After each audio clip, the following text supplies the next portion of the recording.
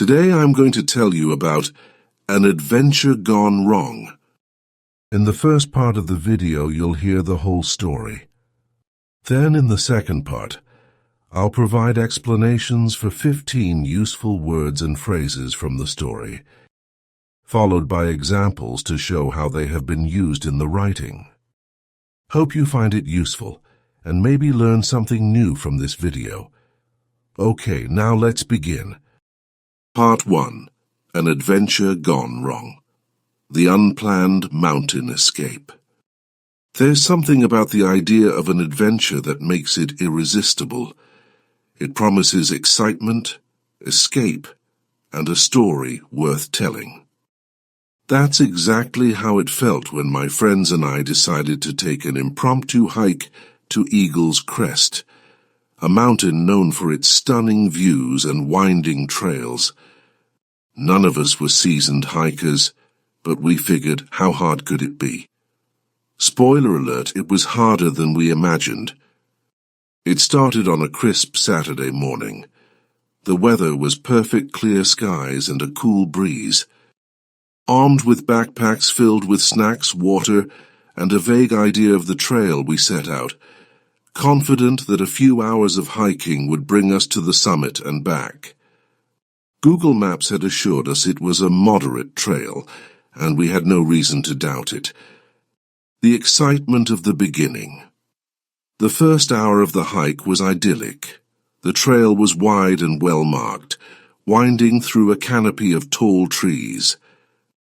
Birds chirped above us, and the occasional rustle of leaves hinted at small animals darting away. We laughed, took selfies, and joked about how we were conquering nature. About halfway up, the terrain started to change. The trail became steeper and narrower, and the signs marking the path were less frequent. But we were undeterred. "This is the fun part," my friend Maya said, her enthusiasm contagious. We pressed on, our confidence bolstered by the promise of breathtaking views at the top. By noon we reached what we thought was the summit, a rocky outcrop that overlooked a valley blanketed in green. The sight was every bit as stunning as we'd hoped. We sat there eating sandwiches and marveling at the beauty around us. What we didn't realize at the time was that we were only halfway to the actual summit. Worse, we had unknowingly veered off the main trail. The descent into chaos. After an hour of resting and enjoying the view, we decided to head back. That's when the trouble began. As we retraced our steps, we quickly realized that the trail looked different. The dense trees all seemed identical, and the lack of markers made it impossible to confirm if we were going the right way. "Are we sure this is the path we took up?" Ravi, our most cautious friend, asked. "Of course it is," I said confidently, though doubt was creeping in. We walked for another 30 minutes before it became clear. We were lost. Maya pulled out her phone, only to discover there was no signal. Ravi tried to open a trail map he had saved earlier, but his phone had died. A wave of anxiety swept over us as the realization sank in. We had no idea where we were. When nature doesn't play nice. Panic started to set in as the sun dipped lower in the sky. The cheerful breeze that had accompanied us earlier now felt cold, and the forest that once seemed enchanting now felt ominous. Every rustle of leaves made us jump, imagining wild animals lurking nearby. "We need to find the main trail," I said, trying to sound composed. "Great idea. How exactly do we do that?" Maya shot back, her earlier enthusiasm replaced by frustration. We decided to follow what seemed like a well-trodden path, hoping it would lead us back to civilization. Instead, it led us to a stream. While it was refreshing to drink some cool water, it was also a stark reminder that we were nowhere near the trailhead. The turning point. As the afternoon turned to evening, we began to accept the seriousness of our situation. With no phone signal and no clear sense of direction, we realized we had to focus on staying safe until we could find help. We rationed our snacks and water, knowing we might need them to last through the night.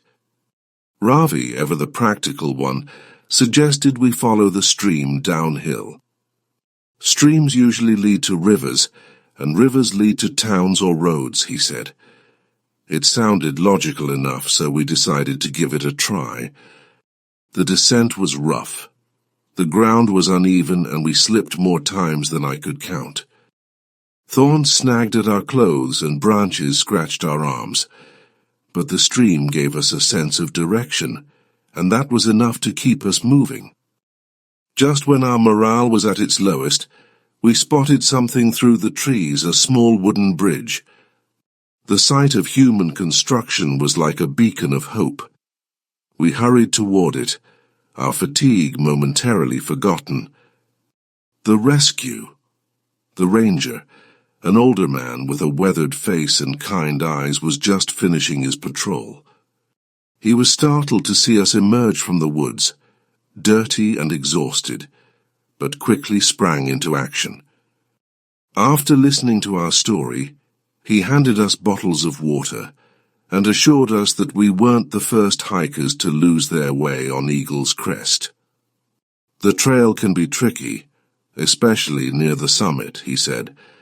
You're lucky you found the stream. It's a good strategy when you're lost. He drove us back to the trailhead, where our car was waiting. The relief of sitting in those familiar seats was indescribable. As we drove home, the adrenaline began to wear off, replaced by a mix of exhaustion and gratitude. The lessons learned. Looking back, that hike taught us more than we could have imagined. For starters, we learned the importance of preparation.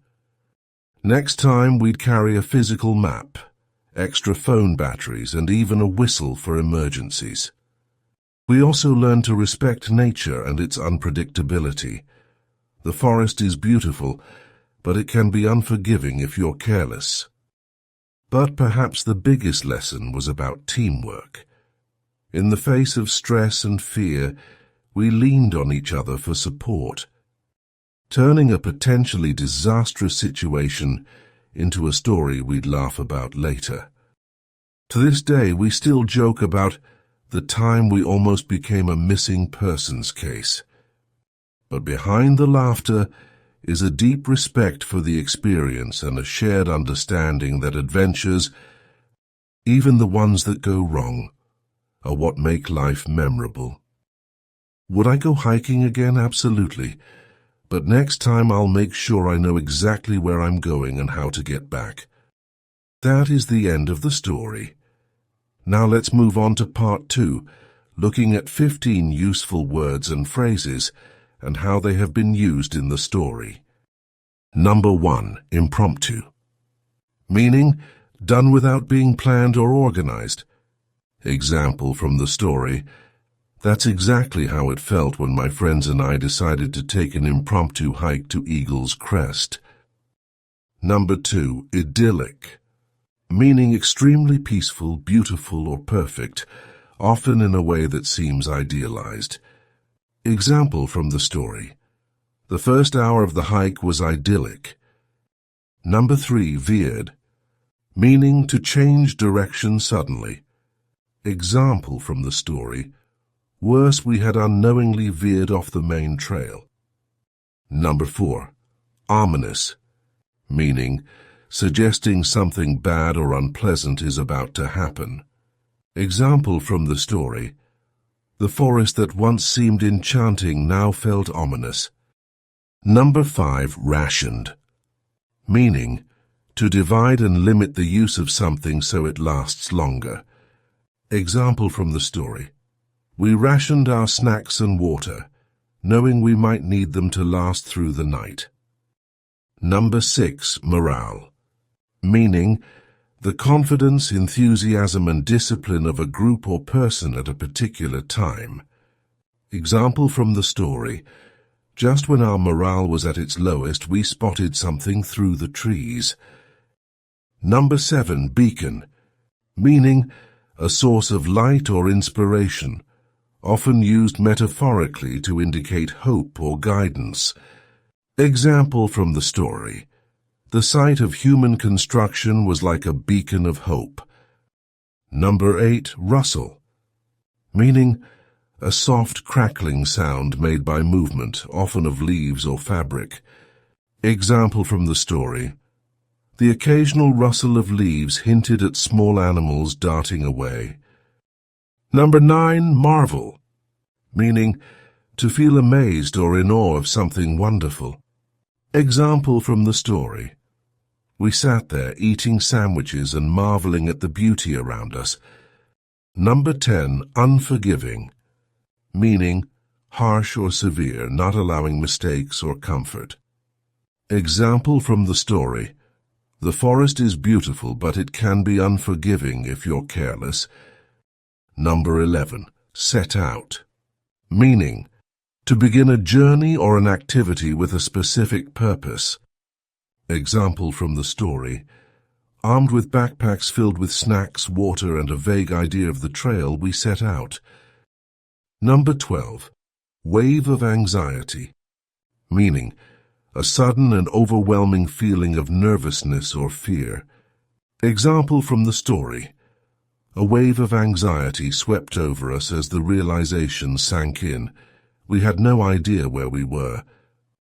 Number 13, sprang into action, meaning to begin acting quickly and decisively. Example from the story.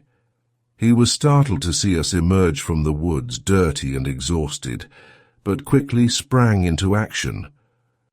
Number 14, lean on each other, meaning to rely on one another for support during challenging times. Example from the story. In the face of stress and fear, we leaned on each other for support. Number 15, stark reminder, meaning a very clear and often harsh or unpleasant realization about something. Example from the story. While it was refreshing to drink some cool water, it was also a stark reminder that we were nowhere near the trailhead. Great work today. Well done. Please like, share, and subscribe. Thank you very much.